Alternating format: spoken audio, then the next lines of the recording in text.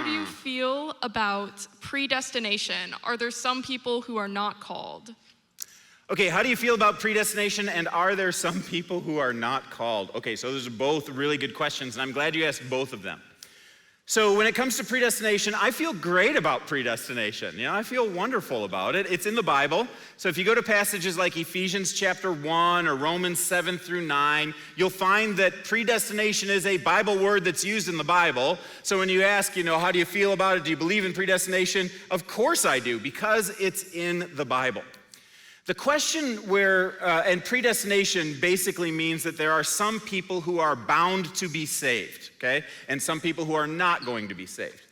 Where Christians have the debate is, does predestination precede free will, or does it come after free will? So is it the case that we freely choose to follow Jesus, and then we become a part of the predestined who wind up going for all eternity? Or does God predestine people all the way from the beginning, and then those who are predestined will freely choose him, and they wind up going, to heaven after they die?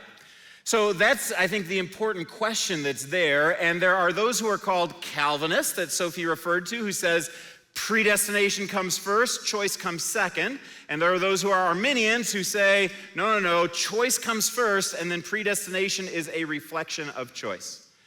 For me, I've looked through the Bible. I can affirm that the Bible teaches free will. It teaches choice about salvation. Even Jesus over and over says things, whoever believes in me will not be condemned. And there's a choice that goes along with that. And the factor as to who's saved and who's not saved throughout the vast majority of the Bible is who freely chooses to place their faith in Jesus. That's almost every passage you talk about. But there are other passages that talk about this idea of predestination. I ask the question, is there any passage that has both of them in order in the Bible that kind of explains this? And in Romans chapter 8, there is a place. God says, I wish I had my Bible with me right now. Who's got a Bible? Hit me with a Bible right here, front row. Thanks, Dad. That's Mr. Mosher for you guys who don't know that. He's in the front row to watch his girls while I look up scriptures in the book of Romans chapter 8 that I can't quote from memory, sorry. Over the years, I've memorized a lot of scripture, but not all of it. All right. Romans chapter 8, and of course I'm not going to be able to find it now. Who knows the verse I'm looking for? 8:28. Nay, good guess. Here it is, 30.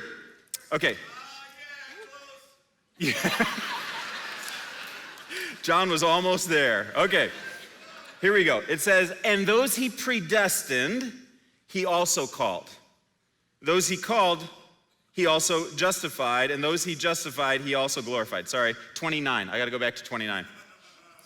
For those God foreknew, he also predestined to become conformed in the likeness of his Son, that he might be the firstborn among many brothers. And those he predestined, he also called. Those he called, he also justified. Those he justified, he also glorified. So you see, in order, you have God's foreknowledge of who's going to choose him freely, then predestination, then calling, then justification, then glorification.